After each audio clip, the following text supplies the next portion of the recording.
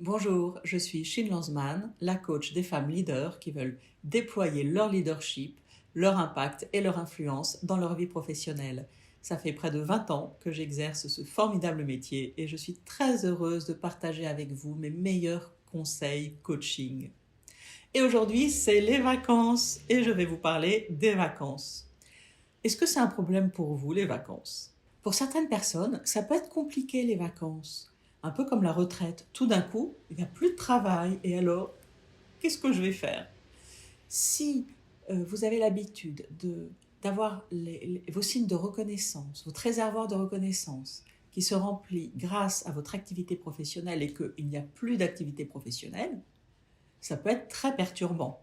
Ou alors, vous switchez et vous vous ressourcez ou vous avez des activités qui vous permettent de remplir votre réservoir de reconnaissance. Donc les vacances peuvent être un moment très déstabilisant. Et d'ailleurs, j'ai plusieurs clientes qui travaillent pendant leurs vacances, qui assument qu'elles travaillent pendant leurs vacances, qui sont heureuses de travailler pendant leurs vacances.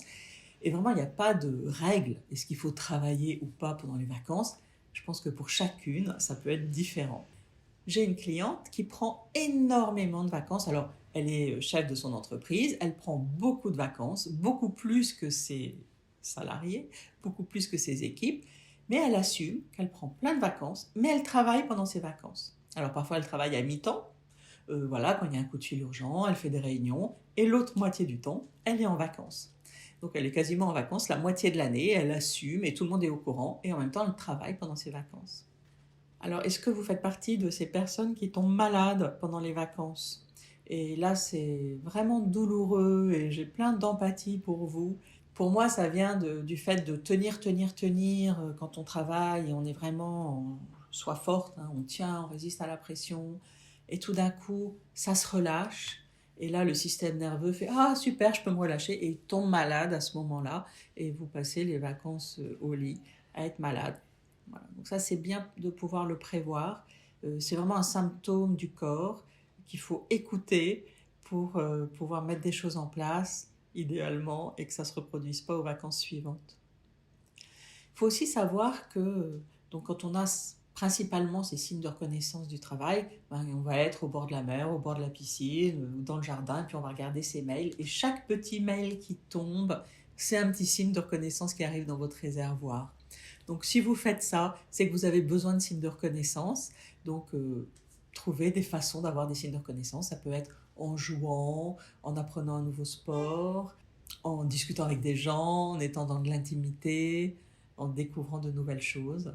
Et puis il n'y a pas de règle. Si vous avez envie de travailler, allez-y.